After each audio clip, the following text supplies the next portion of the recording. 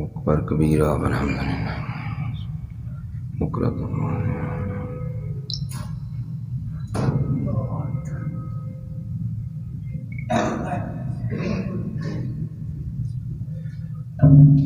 نحمدہ ونصلی ونسلم علی رسولہ الکریم اما بعد فاعوذ باللہ من الشیطان الرجیم بسم اللہ الرحمن الرحیم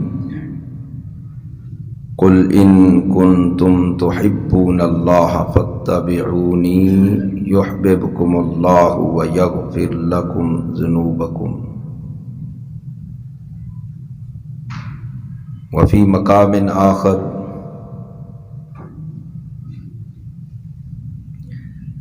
ومن يشاقق الرسول من بعد ما تبين له الهدى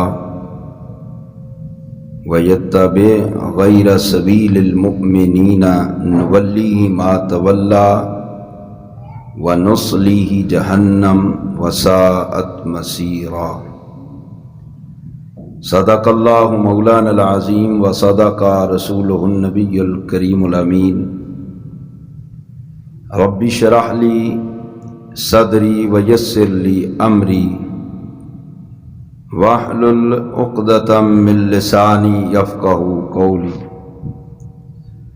رب صلی وسلم دائما ابدا علی حبیبک خیر الخلق کلہم هو الحبیب الذی ترجى شفاعته لِكُلِّ حَوْلٍ مِّنَ الْأَحْوَالِ مُقْتَحِمِ إِنَّ اللَّهَ وَمَلَائِكَتَهُ يُصَلُّونَ عَلَى النَّبِيِّ يَا أَيُّهَا الَّذِينَ آمَنُوا صَلُّوا عَلَيْهِ وَسَلِّمُوا تَسْلِيمًا الصلاة والسلام عَلَيْكَ يَا سَيِّدِي يَا رسول اللَّهِ وعلى آلك وأصحابك يا سيدي يا رحمة للعالمين الصلاة والسلام عليك يا سيدي يا رسول الله وعلى آلك وأصحابك يا سيدي يا خاتم النبيين بعد الحمد والصلاة معزز و محترم سامعین و حاضرین،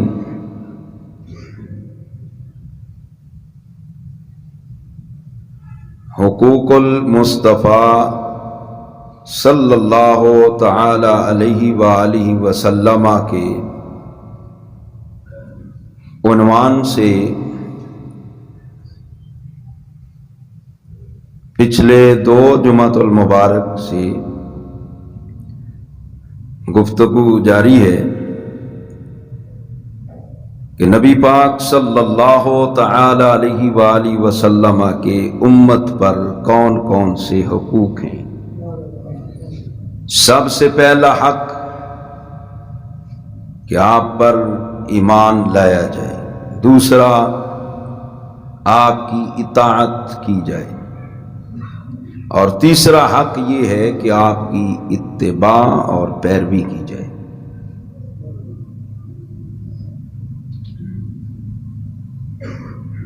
اتباع کا مطلب کیا ہے؟ کسی کے نقش قدم پر چلنا، کسی کی اداؤں کو دل و جان سے مان کر اپنانے کا نام اتباع ہے۔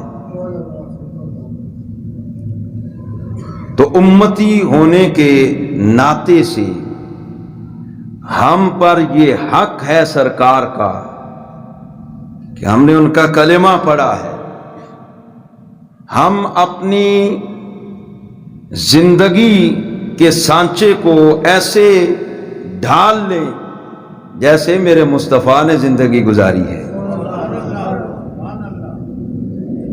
حضور علیہ الصلوۃ والسلام کی اداؤں کو،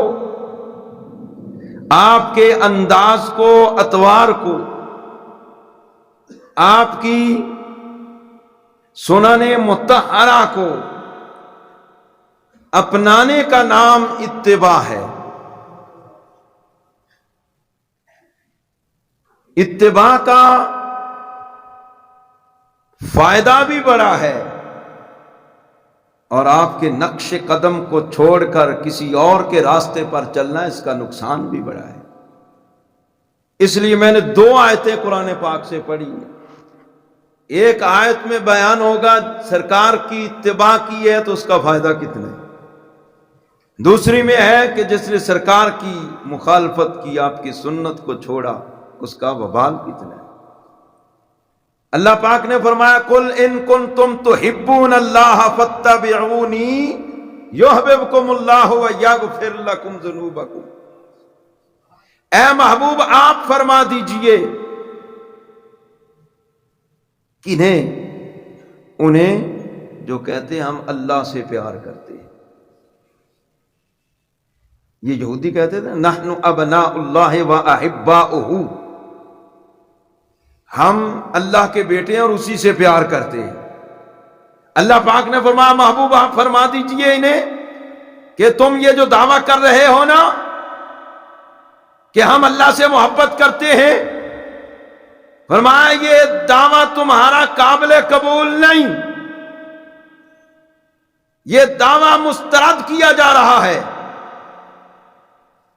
ان کنتم تحبون اللہ، فرمایا اگر تم کہتے ہو کہ ہم اللہ سے پیار کرتے ہیں تو فاتبعونی، تو فرمایا محبوب نے کہا پہلے میری اتباع کرنی پڑے گی.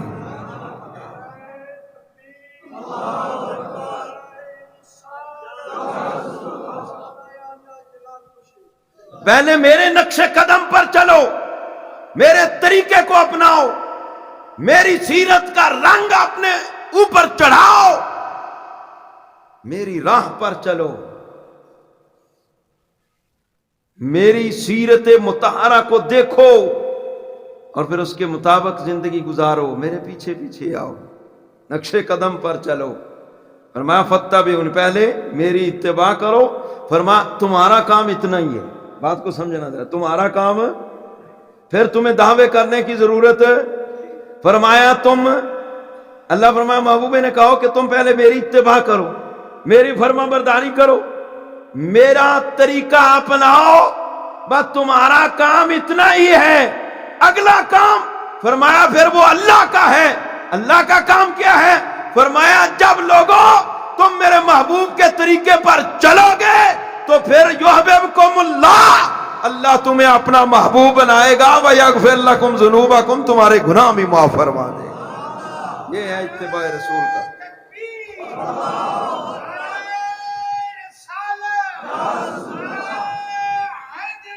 اتباع رسول کے 2 فائدے. ایک تو بندہ اللہ کا محبوب بنتا ہے، اللہ پاک کا محبوب بنتا ہے، اللہ کا ولی بن جاتا ہے. جس نے مسلسل سرکار کی اتباع میں زندگی گزاری وہی بندہ اللہ کا ولی ہے، وہی اللہ کا محبوب ہے. علامہ یوسف بن اسماعیل نبہانی فرماتے ہیں جامع کرامات اولیاء کے اندر، فرمایا الولی من توالت طاعتہ من غیر تخلل معصیت. فرمایا ولی ہوتا ہی وہ ہے جو مسلسل رسول اللہ کی اطاعت میں رہے، رسول اللہ کی تابعداری میں رہے، ولی ہوتا ہی وہ ہے. فرمایا تمہارا کام اتنا ہے، تم میرے محبوب کی اتباع کرو، میں تمہیں اپنا محبوب بناؤں گا. دوسرے نمبر پر فرمایا اگر محبوب کی مخالفت کرو گے، محبوب کی مخالفت کرو گے، قول فعل میں مخالفت، یار غیر مسلم تو کرے وہ تو کافر ہے نا، اس کا تو کام ہی کافر کا معنی انکار کرنے والا ہے. مسلمان ہو کر اصل میں مسئلہ یہ ہے، قرآن تو ہے ہمارے پاس، ہم نے صرف اس کو تلاوت کے لیے رکھا ہوا ہے، وہ بھی بہت کم لوگ. تلاوت کا بڑا فائدہ ہے، ایک حرف پڑھیں تو 10 نیکیوں کا ثواب ملتا ہے. ایک حرف پڑھنے، الف لام میم، یہ 3 حروف ہیں، 30 نیکیوں کا ثواب ملنا ہے. اولاد کو قرآن مجید پڑھانا، اس کا بھی بڑا ثواب ہے. میں جس نے اپنے بچے کو ناظر قرآن پاک پڑھا ہے نا، اللہ پاک اس کے اگلے پچھلے گناہ معاف فرما دے. اتنا فائدہ ہے ناظر پڑھنا پڑھانے کا، لیکن اصل مقصد قرآن کا کیا ہے؟ قرآن ایک پیغام ہدایت ہے، قرآن صحیفہ رشد و ہدایت ہے، قرآن اللہ رسول کی طرف سے ایک پیغام ہے کہ زندگی کیسے گزارنی ہے۔ ہم نے قرآن کو سمجھنا تو یہ دور کی بات ہے، ہم تو تلاوت بھی نہیں اس کی کرتے، حالانکہ یہ وہ واحد کتاب ہے جس کی زیارت کا بھی ثواب ہے۔ زیارت کرے نا قرآن گروپ کی، اللہ پاک اس پر بھی ثواب عطا فرمائے۔ رکھا ہوا قرآن گھر میں، سال کے بعد ہو سکتا ہے وہ بھی تھوڑے بندے کھول لیں یا والدین کا ختم دلوا لیں، ورنہ وہ بھی نہیں۔ باقی لٹریچر اسلامی تو بعد کی بات ہے نا۔ ایک بندہ میرے پاس اتنی ساری کتابیں لے کر آیا، حضرت ہم نے گھر کی صفائی کی تھی، یہ کتابیں نکلی ہیں یہ مسجد میں آ کر، وائے ناکامی متائے کارواں جاتا رہا، کارواں کے دل سے احساس سے زیاں جاتا رہا۔ ہمارے گھر میں قرآن رکھنے کی جگہ نہیں، دینی لٹریچر رکھنے کی جگہ نہیں ہے، تو پھر بتاؤ ہم کیسے مسلمان ہیں؟ اور سرکار کا ہم پر یہ حق ہے کہ سرکار کی اتباع فرما برداری کی جائے۔ فرما برداری کیسے ہوگی؟ جب قرآن حدیث کا علم ہوگا۔ ایک تو ہم یہ جرم کر رہے ہیں قرآن حدیث سیکھ ہی نہیں رہے۔ جب علم نہیں ہے، بندہ جاہل ہے، تو پھر کیسے عمل کرے گا؟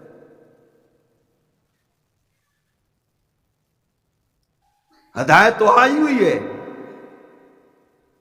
قرآن تو نازل ہو چکا ہے، قیامت تک اسی قرآن کے احکام جاری رہنے ہیں۔ سرکار جو دین لے کر آئے ہیں قیامت تک یہی دین رہنا ہے، نہ کوئی نبی نے آنا ہے، نہ کسی کتاب نے نازل ہونا ہے، نہ کوئی اور نیا دین آنا ہے۔ تو اللہ کیا فرماتا ہے؟ من یشاقق الرسول من بعد ما تبین له الہدی ویتبع غیر سبیل المؤمنین، فرمایا جس نے رسول اللہ کی مخالفت کی، رسول اللہ کی ہدایت آنے کے بعد، یعنی ایمان بھی مل گیا ہے، قرآن بھی ہے، پیغام بھی موجود ہے، احکام بھی سامنے ہیں، دن رات علماء سے سنتے بھی ہیں، الیکٹرانک میڈیا ہے، پرنٹ میڈیا ہے، سارا کچھ سنتے ہیں۔ فرمایا اس کے بعد بھی جو رسول اللہ کی مخالفت کرتا ہے، ان کے طریقے کی مخالفت کرتا ہے، سنتوں کو چھوڑتا ہے، وَيَتَّبِعْ غَيْرَ سَبِيلِ الْمُؤْمِنِينَ، اور مومنین کے راستے سے بھی ہٹ جاتا ہے۔ علماء کہتے ہیں بھائی ایسے رہا کرو، ایسے چلنا ہے، ایسے بیٹھنا ہے، یہ معاملات طے کرنے ہیں، مومنین کا ایک اپنا انداز ہے، سرکار کی اتباع میں وہ کرتے۔ فرمایا دو باتیں، اب نبی تو آنا نہیں، انبیاء کے وارث علماء ہیں، صلحاء ہیں، یہ لوگ وارث ہیں، اب انہیں دیکھ کر تم نے اپنا قبلہ درست کرنا ہے، سمتیں ان کا جناب تعین کرنا ہے، بھئی کدھر جانا ہے۔ فرمایا جس نے رسول اللہ کی مخالفت کی اور مومنین کے راستے کو چھوڑا، غیر سبیل المومن ویتبع غیر سبیل المومنین، مومنین کے راستے سے ہٹ کر کافروں کے راستے پہ چلا، ویسے آسان بات کر دیتے، یعنی نہ رسول اللہ کے راستے پر ہے، نہ مومنین کے راستے پر ہے، تو پھر دوسرا راستہ تو کافروں کا، تیسری تو آپشن کوئی نہیں۔ فرمایا جو ان کے راستے پر چلے گا، پھر اللہ کا اعلان سنو، نولیہ ما تولی، فرمایا ہم اسے پھیر دیں گے جدھر وہ پھرتا ہے، پھرتا رہے، لیکن ایک وقت آئے گا وَنُصْلِيهِ جَهَنَّمَ وَسَاءَتْ مَصِيرًا، ایک وقت آنا ہے، آنا ہمارے پاس ہی ہے، پھر ہم اس کو جہنم میں پھینکیں گے، وہ بڑی بری جگہ۔ جانا تو اللہ کی عدالت میں ہے نا صاحب نے۔ تو میں نے دو آیتیں آپ کے سامنے رکھی ہیں، ایک میں اتباع کی، اس کا فائدہ کتنا ہے، اور دوسری آیت جس نے رسول اللہ کی مخالفت کی، آپ کے طریقے سے ہٹا، اس کا نقصان کتنا۔ ایمان والے صحابہ کرام کو اللہ پاک نے ایسے ہی نہیں لوگوں کے لیے جناب ایک آئیڈیل بنایا ہے، ایسے ایمان لاؤ جیسے یہ لوگ لائے ہیں، ایسے نہیں کہا۔ حضرت ابو بکر صدیق رضی اللہ تعالی عنہ دنیا سے جا رہے ہیں، اپنی پیاری بیٹی ام المومنین سیدہ عائشہ صدیقہ رضی اللہ تعالیٰ عنہ کو بلایا، فرمایا بیٹی مجھے بتاؤ سرکار کو کتنے کپڑوں میں کفن دیا گیا تھا اور کس دن سرکار کا وصال ہوا تھا؟ یہ سرکار کا وصال پیر کے دن ہوا اور 3 کپڑوں میں سرکار کو کفن دیا گیا۔ آپ نے یہ کیوں پوچھا تھا؟ اس لیے پوچھا تھا اور دنیا والوں کو یہ بتانا تھا کہ لوگوں میں نے زندگی ساری کی ساری رسول اللہ کی اتباع میں گزاری ہے، میں کفن کے بارے میں اور مرنے کے دن کے بارے میں اس لیے پوچھ رہا ہوں تاکہ میرا مرنا اور کفن بھی رسول اللہ کی سنت کے مطابق ہو جائے۔ آپ کا وصال بھی پیر کے دن ہوا، ابو بکر صدیق اور 3 کپڑوں میں کفن بھی دیے گئے۔ وہ تو ایسے لوگ تھے کہ ہمارا مرنا بھی ہے، یہ سنت کا نشہ مرنے کے بعد بھی نہ اترے۔ سرکار نے جو کام کیا صحابہ نے وہ کر کے دکھایا ہے۔ حضرت فاروق اعظم بیت اللہ شریف کا طواف کر رہے ہیں، طواف کرتے کرتے نہ پہنچے جب حجر اسود کے سامنے، آپ پتھر کو پکار کر کہنے لگے وہ حجر اسود انکا حجر لا تنفع ولا تضر، فرمایا او پتھر، حجر اسود تو پتھر ہے، تو ایک پتھر ہے، نہ ذاتی طور پر تو نفع دیتا ہے نہ نقصان دیتا ہے۔ فرمایا سن، اگر میں نے مصطفیٰ کو تجھے چومتے نہ دیکھا ہوتا تو خدا کی قسم میں بھی تجھے کبھی نہ چومتا۔ یہ ہے اتباع۔ سرکار نے جو کام کیا صحابہ نے، عبداللہ ابن عمر حضرت فاروق اعظم کے صاحبزادے ایک جگہ پر نہ اونٹنی کو گھما رہے ہیں، لوگوں نے کہا جی کیوں اونٹنی گھما رہے ہیں، کوئی وجہ نظر نہیں آ رہی؟ فرمایا وجہ کو ہم نے کیا کرنا، ہم نے تو یار کو دیکھا تھا اس جگہ پر ایک وقت میں، آپ نے اونٹنی گھمائی تھی، ہم نے تو رسول اللہ کی سنت کو پیش نظر رکھا ہے۔ حضرت ابو ہریرہ رضی اللہ تعالیٰ عنہ ایک مرتبہ ایک ایسے لوگوں سے گزرے جو دعوت کھا رہے تھے، بھنی ہوئی بکری کھا رہے تھے، لوگوں نے کہا آ جاؤ تم بھی کھاؤ، آپ کی آنکھوں سے آنسو جاری ہو گئے، فرمایا میں تمہارے ساتھ یہ بیٹھ کر اس طرح کھانا یہ دعوت نہیں اڑا سکتا، میں نے ساری زندگی رسول اللہ کو سوکھی روٹی کھاتے ہوئے دیکھا ہے۔ حالانکہ حضور کی شان کل جہاں ملک اور جو کی روٹی غذا، کون سی کائنات کی نعمت ہے جو اللہ پاک نے اپنے محبوب کو نہیں عطا فرمائی؟ کل جہاں ملک اور جو کی روٹی غذا، اس شکم کی قناعت پہ لاکھوں سلام۔ مال کے کونین ہیں گو پاس کچھ رکھتے نہیں، 2 جہاں کی نعمتیں ہیں ان کے خالی ہاتھ پہ۔ وہ سرکار کا فقر تھا، آپ نے اس کو خود اختیار، حضرت فاروق اعظم فرماتے کبھی بھی آپ نے آٹا چھان کر روٹی نہیں کھائی تھی، آٹا چھان کر روٹی نہیں پکوائی، نہ کھائی آپ نے، ویسے ہی روٹی کھائی۔ تو حضرت فاروق اعظم فرمایا کرتے تھے مجھے بھی ویسے ہی روٹی دیا کرو جیسے رسول اللہ نے کھائی تھی۔ یہ اتباع ہے۔ مسجد نبی شریف کے صحن کی طرف نا حضرت عباس رضی اللہ تعالیٰ عنہ سرکار کے چچا جان، ان کا مکان تھا، اس کا پرنالہ یہ ادھر راستے میں تھا، پانی وہاں سے گرتا تھا تو نمازی جب گزرتے تھے تو ان پر پانی کے چھینٹے پڑتے تھے۔ حضرت فاروق اعظم نے نا وہ اتروا دیا اپنے دور کے اندر۔ حضرت عباس آپ کے پاس آ گئے، فرمایا کہ یہ پرنالہ جو تم نے اتروایا ہے نا یہ میں نے خود نہیں لگایا، میرے کندھوں پر سرکار نے اپنے وہ قدم رکھے جن قدموں کے لیے اللہ کا عرش بھی ترستا تھا، وہ قدم سرکار نے میرے کندھوں پر رکھ کر اپنے ہاتھوں سے یہ پرنالہ لگایا تھا۔ حضرت فاروق اعظم رونا شروع ہو گئے، فرمایا عباس اب تم میرے کندھوں پر چڑھ کر خود پرنالہ وہیں لگاؤ جہاں رسول اللہ نے لگایا تھا۔ یہ اتباع ہے۔ سرکار کے حضرت عثمان غنی رضی اللہ تعالیٰ جب آپ مکہ شریف سفیر بن کر گئے، اکیلے تھے صلح حدیبیہ کے موقع پر، تو آپ بالکل سنت کے مطابق چلنا بھی سنت کے مطابق اور چادر بھی ٹخنوں سے اوپر جناب۔ اب وہاں بڑے بڑے سردار رہتے تھے، وہ بھی چادریں بڑے بڑے جناب جبے پہنتے تھے، وہ ان کے ٹخنوں سے نیچے، بلکہ تو آدھے محلے کی وہ صفائی بھی کرتے تھے، وہ تکبر کی وجہ سے ایسے کرتے تھے۔ اب حضرت عثمان غنی مکہ کے تاجر ہیں، بہت بڑے تاجر بھی تھے اور خاندانی پس منظر بھی بڑا ہے، بڑے سرمایہ دار، ان کے دلوں میں ان کی قدر تو تھی نا، اس حوالے سے کہ سرمایہ دار ہیں، ایمان کے حوالے سے نہیں۔ اب انہوں نے جب دیکھا نا کہ حضرت عثمان غنی رضی اللہ تعالی عنہ چادر ٹخنوں سے بھی اوپر، اور چلنا ان کا اب ان کی چال کے مطابق نہیں، وہ ایسے چلتے تھے۔ سرکار نے چلنا کیسا بتایا ہے، آپ اپنے پنجے پر بوجھ دے کر چلتے تھے، اس سے آٹومیٹک خود بخود بندے کی نگاہیں نیچی رہتی ہیں، بندہ عاجزی سے چلتا ہے، اور وقار بھی ہوتا ہے، چلتا بھی عاجزی سے۔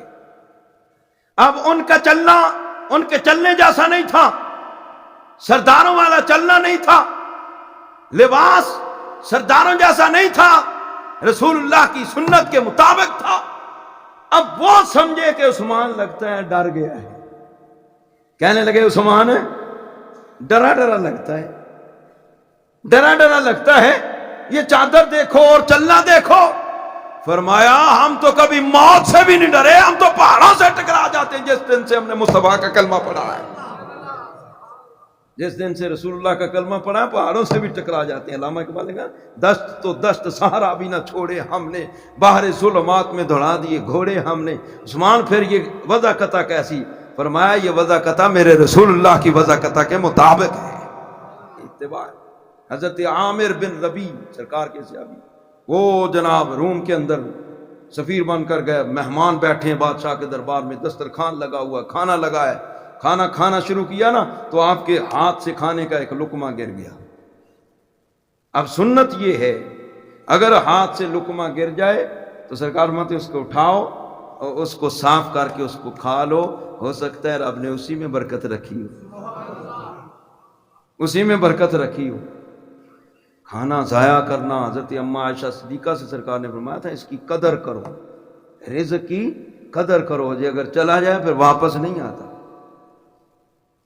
ہم کبھی مسلمان ہونے کے ناطے سوچیں کہ ہم کتنا ضائع کرتے ہیں، یہ سرکار کی وجود مبارک کی برکت ہے کہ ہم بچے ہوئے ہیں، ورنہ ہماری حالت بڑی پتلی سی ہے، بڑی بڑی باتیں ہیں۔ یوں کہہ دیتا ہوں آنکھ جو کچھ دیکھتی ہے لب پہ آ سکتا نہیں، محو حیرت ہوں کہ دنیا کے ایسے کیا ہو جائے گا۔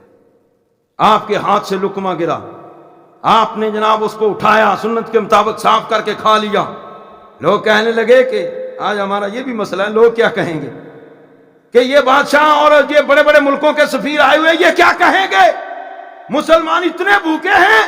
اور فرمایا چھوڑ ان کو، آترو کو سنت رسول اللہ صلی اللہ علیہ وآلہ وسلم لہؤلاء الحمقاء، فرمایا ہم ان بے وقوفوں کی وجہ سے رسول اللہ کی سنت کو چھوڑ دیں۔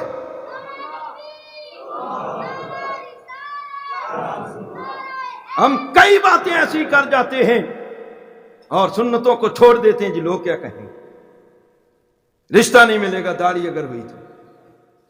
کسی سکھ سے کسی نے کہا نا ایک بال اپنا داڑھی کا تم دو گے نا، ایک ایک بال کے بدلے میں 100 روپیہ دوں گا، سارے بال پتہ گنے بھی نہیں جاتے، یہ داڑھی کا ایک ایک بال دو تمہیں، تم داڑھی کے بال دو، ایک ایک بال کے بدلے میں 100 روپیہ دیتا جاؤں گا۔ وہ سکھ کہنے لگا 100 روپیہ تو دور کی بات ہے، ایک ایک بال کے بدلے تم ایک ایک جان بھی دو نا تو پھر بھی میں داڑھی کا بال نہیں دوں گا۔ سکھ کہہ رہا ہے داڑھی کا بال نہیں دوں گا، کیوں؟ وہ کہنے لگا ہم نے جس کو مانا ہے گرو نانک، اس نے حکم دیا داڑھی رکھو، ہم نے رکھی ہوئی ہے۔ یار وہ پیسے لے کر بھی اپنی داڑھی کا بال نہیں دے رہا، وہ ہے بھی بد مذہب۔ ہم رسول اللہ کا نام لیتے ہیں، غلامی رسول کے دعوے بھی ہیں، ہم جیب سے پیسے دے کر سرکار کی اس سنت کو نالیوں میں جناب بہا دیتے ہیں۔ ایسے نہیں علامہ اقبال نے کہا وضع میں ہو تم نصارا اور تمدن میں ہنود، یہ وہ مسلمان ہیں جنہیں دیکھ کے شرمائیں یہود۔ آج جن کے لیے تم چاہتے ہو کہ ہمیں عزت ملے، وقار ملے، اور سرکار کی سنتوں کو چھوڑ رہے ہو، نہ لباس سنت کے مطابق، نہ وضع قطع سنت کے مطابق، نہ چلنا سنت کے مطابق، نہ بولنا سنت کے مطابق، نہ کھانا پینا سنت کے مطابق، ایسے عزت بڑھے گی، ایسے عزت نہیں بڑھے گی اور ذلیل ہو جاؤ۔ وہ زمانہ میں معزز تھے مسلمان ہو کر، ہم خار ہوئے تارک قرآن ہو کر۔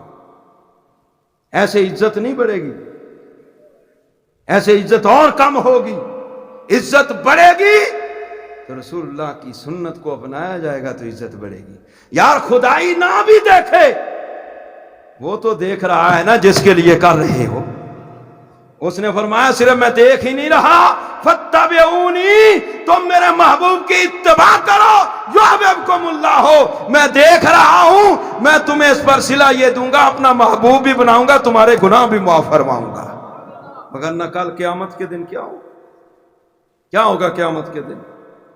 حضور قبرستان میں تشریف لے گئے، وہاں جا کر آپ نے ایک حدیث بیان فرمائی، فرمایا کل جب قیامت کا دن ہوگا، حوض کوثر پر میں جب لوگوں کو پانی پلا رہا ہوں گا نا، کچھ لوگ ایسے بھی آئیں گے جنہیں کہا جائے گا دور ہٹو، دور ہٹو، دفع ہو جاؤ یہاں سے۔ سرکار فرماتے میں بلا رہا ہوں گا، کچھ لوگوں کو پناہ دفع کیا جا رہا ہوگا، میں پوچھوں گا ان کو کیوں بھگایا جا رہا ہے؟ تو آپ سے عرض کیا جائے گا آقا یہ آپ کے وہ امتی ہیں جو دنیا میں آپ کی سنتوں کی مخالفت کرتے ہیں، اس لیے ان کو دور بھگایا جا رہا ہے۔ تو سرکار نے فرمایا کہ میں بھی انہیں کہوں گا جاؤ پھر آج تم یہاں سے جاؤ، میرے پاس سے بھی۔ سرکار بھی وہاں بیزاری کا اعلان کر دیں۔ اس دن آ کرتے مغروری لے جانی ساری بندیا، جس دن سرور عالم آکھیا اے نہیں امت میری۔ یہ تو تھوڑی جی زندگی ہے، تھوڑی سی مختصر سی زندگی ہے، وہاں آگے بہت لمبا سفر ہے۔ ورنہ سرکار کی سنت ہے جس پر بندہ عمل کرتا۔ حضرت امام احمد بن حنبل ایک سرکار کی سنت پر عمل کیا اور مقام کتنا مل گیا۔ آپ گزرے کسی جگہ سے تو لوگ ننگے نہا رہے تھے حمام میں یا کسی تالاب میں، حوض میں، وہاں آپ رک گئے، آپ نہانا چاہتے تھے۔ میں ایسے تو نہیں نہاؤں گا، بے شک حوض ہے، پردہ بھی ہے، لیکن ایسے میں نہیں نہاؤں گا۔ کیوں؟ انہوں نے سرکار کی حدیث سن رکھی تھی کہ جس کا اللہ پر اور قیامت پر ایمان ہے وہ کبھی بھی برہنہ نہیں ہوتا، نہ برہنہ غسل کرتا۔ آپ نے تہمت باندھا، پھر جا کر غسل کیا۔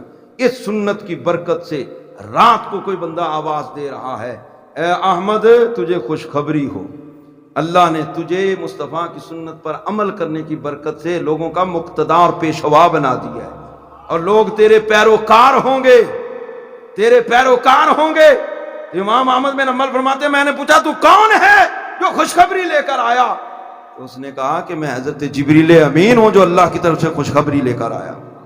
پھر کمال یہ ملا حضرت غوث اعظم رضی اللہ تعالیٰ عنہ فقہ کے اندر مقلد ہیں امام احمد بن حنبل۔ خیال رکھا نا سرکار کی اتباع کا۔ ساری عمر آپ نے خربوزہ نہیں کھایا، لوگوں نے پوچھا کیوں نہیں کھا رہے؟